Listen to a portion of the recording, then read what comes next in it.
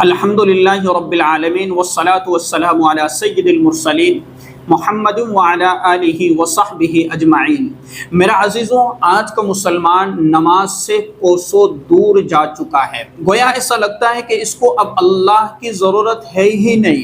اور باہر اپنی پریشانیوں کا رونا روتا ہے، اپنی مصیبتوں کا رونا روتا ہے، اپنی تکلیفوں کا رونا روتا ہے، اپنے حالات کا ذکر لوگوں کے سامنے کرتا اور روتا نظر آتا ہے،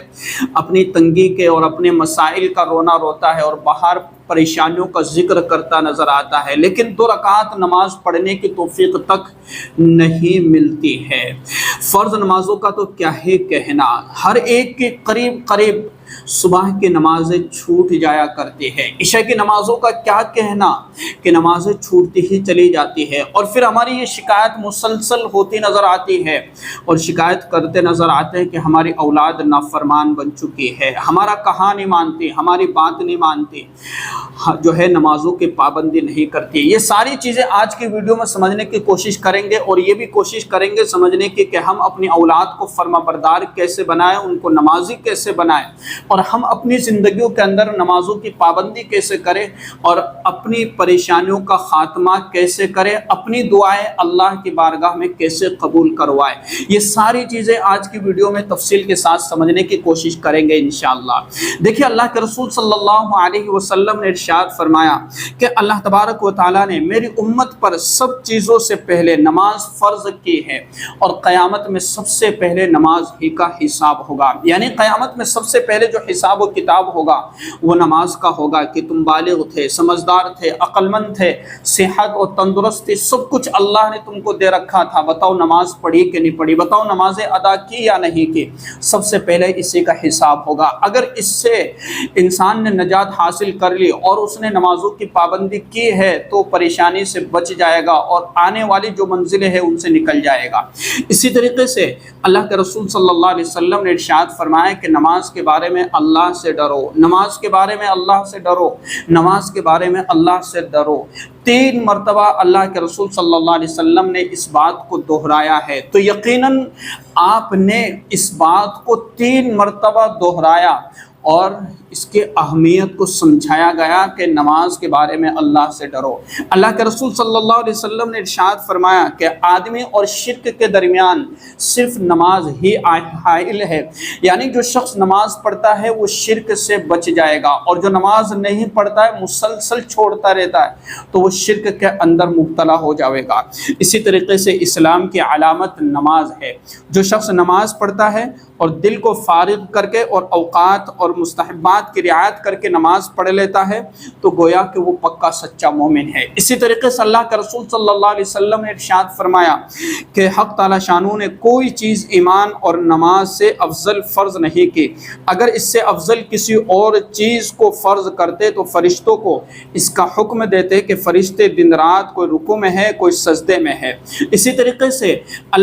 اسی طریقے سے جو شخص فرض نماز پڑھتا ہے تو گویا کہ نماز کا پڑھنا یہ دین کا ستون ہے۔ اگر کسی نے نمازوں کو چھوڑ دیا تو اس نے اپنے دین کو ڈھا دیا ہے، تو نماز کو پابندی کے ساتھ پڑھنے کی کوشش کرے۔ اسی طریقے سے جو شخص نماز کو پڑھتا ہے، نماز ادا کرتا ہے، تو گویا کہ نماز کا پڑھنا شیطان کا منہ کالا کرنا ہے۔ شیطان بڑا واویلا مچاتا ہے جب کوئی شخص نماز کی پابندی کرتا رہتا ہے۔ اسی طریقے سے نماز تو مومن کا نور ہے، یعنی جو شخص نماز پڑھتا ہے تو نماز پڑھنے والے کا دل منور ہوتا ہے، زبان روشن ہوتی ہے، دماغ روشن ہوتا ہے اور چہرہ منور ہو جاتا ہے۔ اسی طریقے سے نماز پڑھنے والے کے لیے اللہ تبارک و تعالی برکتیں نازل فرماتا ہے، رحمتیں نازل فرماتا ہے۔ اور اللہ کے رسول صلی اللہ علیہ وسلم کا تو یہ معمول تھا، جب بھی کوئی پریشانی یا مصیبت والی چیز دیکھتے یا کوئی مصیبت آتی تو فوراً آپ نماز کی طرف رجوع فرماتے ہو۔ قرآن کریم کے اندر فرمایا گیا یا ایھا الذین آمنوا استعینوا بالصبر والصلاۃ، کہ ایمان والو نماز اور صبر کے ذریعے سے اللہ کی مدد طلب کرو، اللہ کی مدد چاہو۔ تو جو شخص نمازیں ادا کرتا ہے اور مشکل وقت میں اللہ سے مانگتا ہے تو اللہ اس کی پریشانیوں کو دور کر دیتا ہے۔ آج ہم اللہ کی طرف نہیں آتے، اللہ کی طرف رجوع نہیں کرتے، اپنی پریشانیوں کا رونا باہر روتے ہیں، اپنی پریشانیوں کا رونا لوگوں کے سامنے روتے ہیں، اپنی تکلیفوں کا رونا لوگوں سامنے بیان کر کے روتے ہیں۔ اگر اس کے بجائے ہم 2 رکعت نماز پڑھ کر کے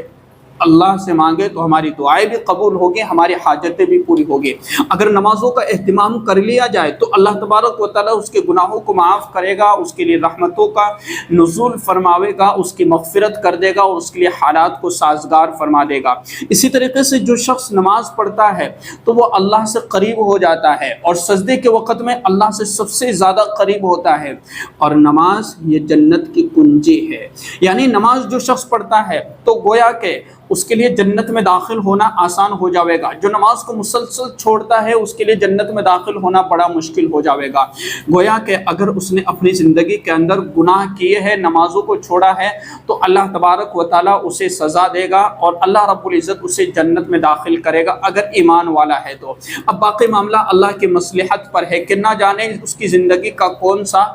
عمل اللہ کو پسند آ جائے اور اللہ اسے بغیر حساب کتاب کے بھی جنت میں داخل کر دے، اور اللہ تبارک و تعالیٰ اس کے سارے گناہوں کو معاف کر کے صرف کسی ایک عمل کے پسند آنے پر اس کو جنت میں داخل کر دے۔ ہم آگے بات نہیں کرتے، یہ اللہ کی رضامندی، اللہ کی مصلحت، اللہ کی خوشنودی ہے، لیکن بات جہاں تک اللہ کے رسول صلی اللہ علیہ وسلم نے ہم تک پہنچائی اور اللہ تبارک و تعالیٰ نے جتنے فرض نماز کی اہمیت کو بتلایا اور سمجھایا، ہمارا فریضہ بنتا ہے کہ ہم حکم کی تعمیل کرتے رہیں، آگے اپنے آپ کے لیے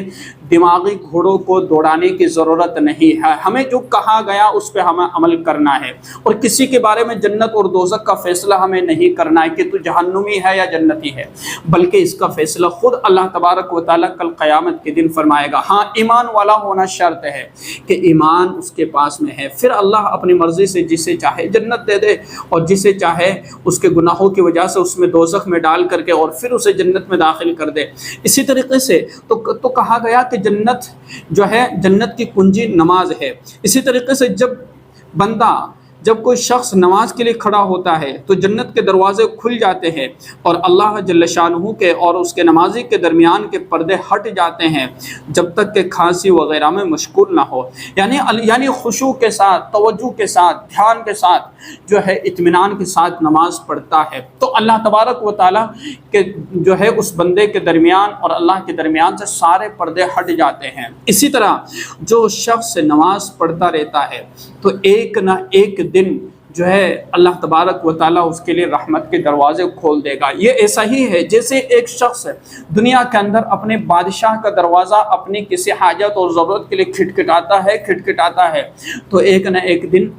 دروازہ کھول دیا جاتا ہے۔ انصاف کے لیے اپنی عدالت کا دروازہ کھٹکھٹا رہا ہے تو ایک نہ ایک دن اس کے لیے دروازہ کھول دیا جائے گا اور اسے انصاف دے دیا جائے گا۔ یہ بات ہے کہ جو بندہ اللہ کے سامنے مسلسل آ رہا ہے تو اللہ تبارک و تعالیٰ اسے دنیا کے اندر بھی رحمتوں سے نوازے گا اور آخرت کے اندر بھی اللہ تبارک و تعالیٰ اسے رحمتوں سے نواز کر، انعامات سے نواز کر اسے جنت عطا کر دے گا۔ تو یہ ہے نماز پڑھنے کے انعامات۔ اور جو شخص نماز نہیں پڑھتا ہے تو دنیا کے اندر بھی وہ عذاب میں مبتلا ہوتا ہے، دنیا کے اندر بھی ذلیل ہوتا ہے اور آخرت میں بھی ذلیل کر دیا جائے گا اور رسوا کر دیا جائے گا۔ جو نماز کو چھوڑتا ہے تو گویا کہ اس نے سب سے بڑا گناہ کیا ہے نماز کا چھوڑنا۔ نماز کو چھوڑنے والا اللہ کو ناراض کرتا ہے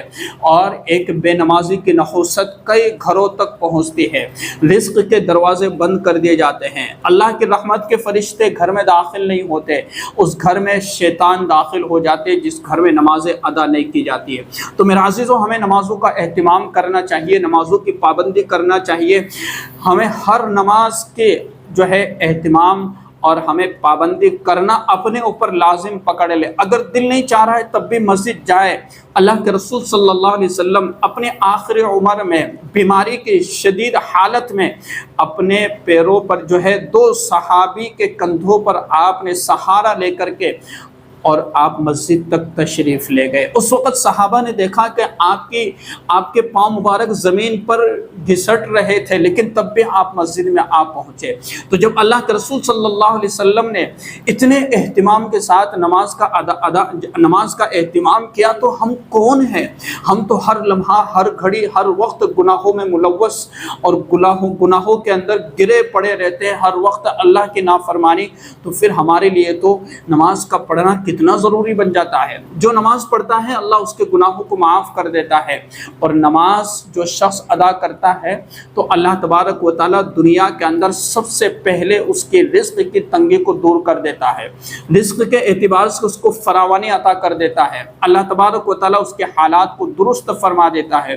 اور اسی طریقے سے قبر میں اس سے عذاب قبر کو ہٹا لیا جاتا ہے، اور میدان محشر میں اللہ تبارک و تعالیٰ اس نماز پڑھنے والے کو کہ جس نے نماز ادا کی ہے، نماز کا حساب کتاب ہوگا اور اسے جنت میں داخل کر دیا جائے گا۔ پل صراط سے اس کے گزرنا آسان ہو جاوے گا، پل صراط سے گزرنا اس کے لیے آسان کر دیا جائے گا۔ تو میرا عزیزو، نماز کی بڑی فضیلت بیان کی گئی ہے۔ اب جو لوگ یہ شکایت کرتے ہیں